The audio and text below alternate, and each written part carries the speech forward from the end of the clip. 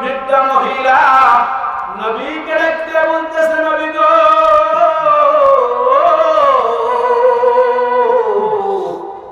যে কবরটাকে আপনি ইশারা করে দেখাইতেছেন, নবী গো, এই কবরটা আমার কোন আত্মীয় স্বজনের কবর না, এই কবরটা আমার দুঃসম্পর্কের কোন ভাইয়ের কবর না, নবী গো, এই কবরটা হচ্ছে আমার কলিজার টুকরা সন্তানের কবর। একবার আওয়াজ করে বলেন নাউজুবিল্লাহ। এইবার নবীজি অবাক হয়ে তাকায় রয়েছে মহিলার দিকে। এইবার মহিলাকে ডাক দিয়ে বলতেছে, মা গো, আপনি তো আপনার সন্তানকে কবরে রাখা ঠিকই বাড়ির ভিতরে ঘুমাইতেছেন, কিন্তু আপনার কবরে, আপনার সন্তানের কবরের ভিতরে আল্লাহ তো জাহান্নামের আগুন গোলা জ্বালায়া দিছে। ওমা, আপনি আল্লাহর দরবারে দুই কানা হাত তুইলা আপনার সন্তানের জন্য দোয়া করেন, যাতে করে আপনার দোয়ার উসিলায় আপনার সন্তানের কবরের আযাবকে আল্লাহ মাফ করে দেয়। এইবার নবীজির কথা শুনি না, ঠিকই বৃদ্ধা মহিলা আল্লাহর দরবারে হাত তুলে ধরছে।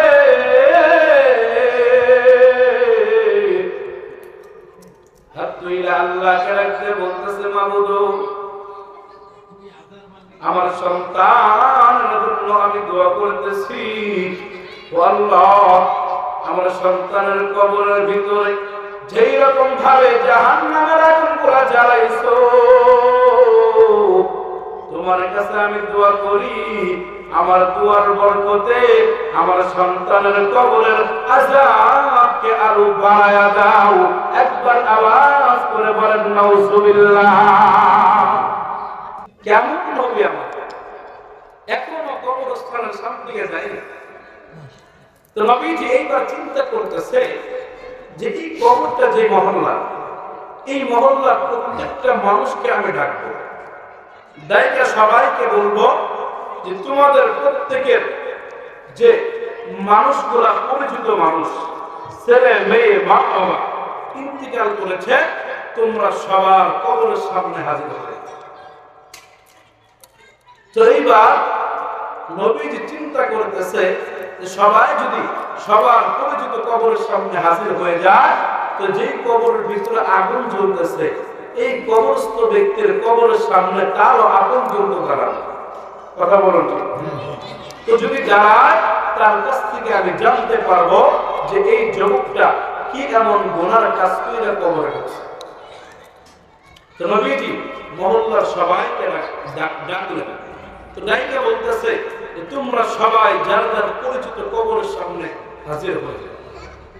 নবীজি দেখলেন যে সব কবরস্থানের সব কবরের গার্জেন হাজির, কিন্তু যেই কবরটাকে নবীজি ওসিলা কইরা ডাকছে, এই কবরের গার্জেন এখনো পর্যন্ত কবরস্থানে দেখা যায়।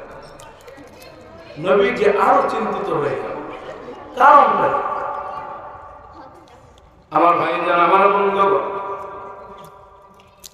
নবীজি চিন্তায় যখন পেরেশান হয়ে গেল, কিছুক্ষণ পর লক্ষ্য করে দেখে অনেক দূরে একজন বৃদ্ধা মহিলা লাঠির উপরে ভর করে করে নবীজির সামনের দিকে অগ্রসর হচ্ছে।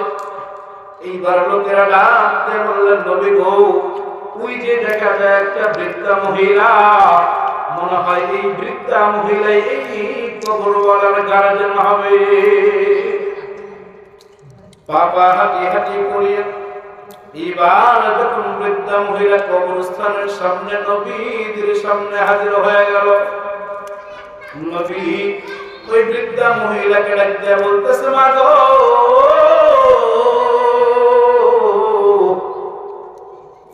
এই কবরটা কি আপনার কোন পরিচিত কবর নাকি? দুঃসম্পর্কের কোন আত্মীয় স্বজনের কবর নাকি? আপনার পরিচিত কবর নাকি? এইবার বৃদ্ধা মহিলা নবীকে দেখতে বলতেছে, নবী গো,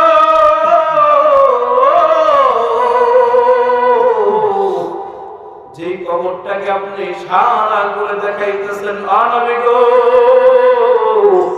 এই কবরটা আমার কোন আত্মীয় স্বজনের কবর না, এই কবরটা আমার দুঃসম্পর্কের কোন ভাইয়ের কবর না, নবী গো, এই কবরটা হচ্ছে আমার কলিজার টুকরা সন্তানের কবর। একবার আওয়াজ করে বলেন নাউজুবিল্লাহ। এইবার নবীজি অবাক হয়ে তাকায় রয়েছে মহিলার দিকে। এইবার মহিলাকে ডাক দিয়ে বলতেছে, মা গো, আপনি তো আপনার সন্তানকে কবরে রাখা ঠিকই বাড়ির ভিতরে ঘুমাইতেছেন, কিন্তু আপনার কবরে, আপনার সন্তানের কবরের ভিতরে আল্লাহ তো জাহান্নামের আগুন গোলা জ্বালায়া দিছে। ওমা, আপনি আল্লাহর দরবারে দুই কানা হাত তুইলা আপনার সন্তানের জন্য দোয়া করেন, যাতে করে আপনার দোয়ার উসিলায় আপনার সন্তানের কবরের আযাবকে আল্লাহ মাফ করে দেয়। এইবার নবীজির কথা শুই না, ঠিকই বৃদ্ধা মহিলা আল্লাহর দরবারে হাত তুলে ধরছে।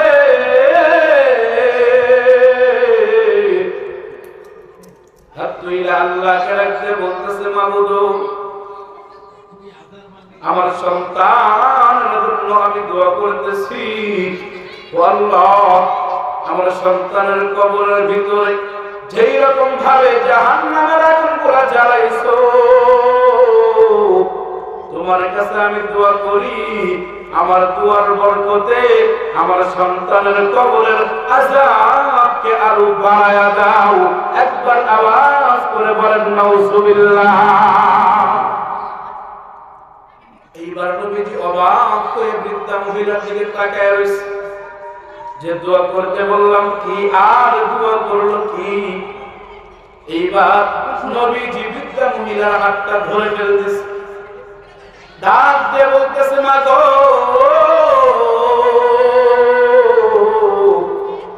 আপনাকে দোয়া করতে বললাম কি আর আপনি দোয়া করলেন কি।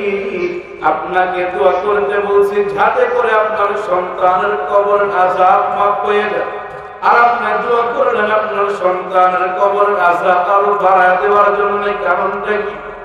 এই বৃদ্ধা মহিলা নবীকে ডাকতে বলতেছে, নবী গো, আপনি জানেন না গো নবী, আমার এই সন্তান দুনিয়ার ভিতরে জীবিত থাকা অবস্থায় আমাকে এত অত্যাচার করেছে, আমাকে এত নির্যাতন করেছে। নবী গো, এই সন্তান আমাকে এত অত্যাচার করেছে, আমার শরীরে এত আঘাত করেছে, আমি তার সঙ্গে সুখ দিতে পারি নাই, আমি শুধু কান্না করেছি। আমি তার বিরুদ্ধে চেয়ারম্যান মেম্বারের কাছেও বিচার নিয়ে যাই নাই, প্রশাসনের কাছেও বিচার নিয়ে যাই নাই।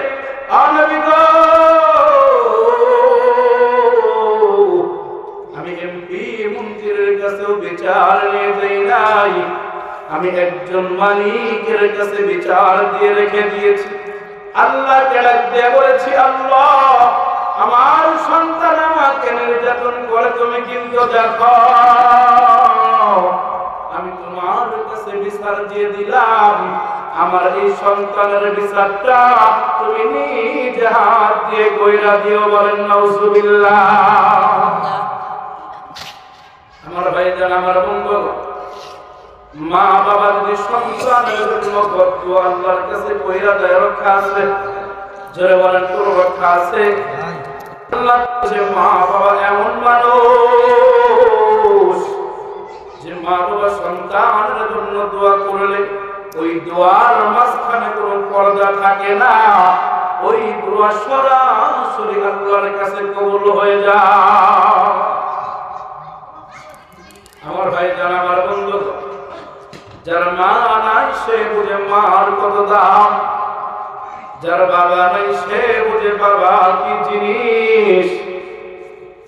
আর মুসলমান ইমানদার, এইবার নবীজি এই কথা শুনিয়া চোখের পানি ঝরঝর করে ছেড়ে দিছে।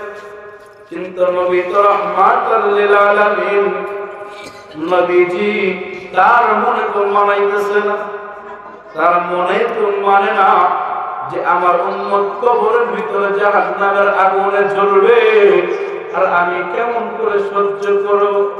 এইবার নবীজি আল্লাহর দরবারে হাত তুলে রাখতে বলে, আল্লাহ আপনার কাছে আবার আমি হাত তুলে ধরেছি এই কবরস্থ ব্যক্তির কবরের আযাবকে মাফ করানোর জন্য না। তো আল্লাহ যেরকম ভাবে আমি এই কবরস্থ ব্যক্তির কবরের আযাবকে আমার চোখ দিয়ে দেখতেছি, আপনি ওই রকম ভাবে আমার দুয়ার উসিলায় এই বৃদ্ধা মহিলার অন্তরের চক্ষুটা খুলিয়া দেন, যাতে করে এই বৃদ্ধা মহিলা নিজের অন্তরের চক্ষু দিয়া নিজের সন্তানের কবরের আযাবটা যেন দেখতে পারে। আমার ভাইরা, আমার বন্ধু, এইবার যখন নবীজি এই দোয়া কইরা দিছে, সঙ্গে সঙ্গে আল্লাহ দোয়া কবুল করে নিয়েছে। এইবার বৃদ্ধা মহিলা, এইবার মা লক্ষ্য করে দেখে যে সন্তান জাহান্নামের আগুনের ভিতরে পইলা হাউমাউ করে চিৎকার করতেছে, আর মাকে ডাকতে বলতেছে, মা গো আমি ভুল করে ফেলেছি, আমি না বুঝে আপনার সঙ্গে অন্যায় করেছি, মাফ করে না। বারবার এই কথা বলে কান্না করে দিস। মা তো এমন ব্যক্তি রে বন্ধু, যে মাকে সারাদিন ঘর মার দরজায় গিয়ে যদি ডাকতে, মা আমার ভুল হয়েছে ক্ষমা করে দাও, মা তো সেই ব্যক্তি ওই সন্তানের পিছনের সমস্ত বেদনা ভুলিয়া সন্তানকে মাফ করে করে নাই। কথা বলুন ঠিক কিনা? এইবার বৃদ্ধা মহিলা নবীজির হাতটা ধরে ফেলতেছে, নিজের চোখে সন্তানের কবরের আযাবকে দেখতেছে, সহ্য করতে পারে নাই। নবীকে ডাকতে বলতেছে, নবী আপনার কাছে আমি বলি, আমার সন্তান আমাকে বড় আঘাত করেছে, কিন্তু আমার সন্তান জাহান্নামের আগুনে পড়তেছে, আমার সহ্য হয় না। আমার সন্তানের জন্য আপনি আল্লাহর কাছে দোয়া করেন, যাতে করে আমার সন্তানের কবরের আযাবকে আল্লাহ মাফ করিয়া দেয়। এইবার নবীজি বৃদ্ধা মহিলাকে ডাকতে বলতেছে, মা গো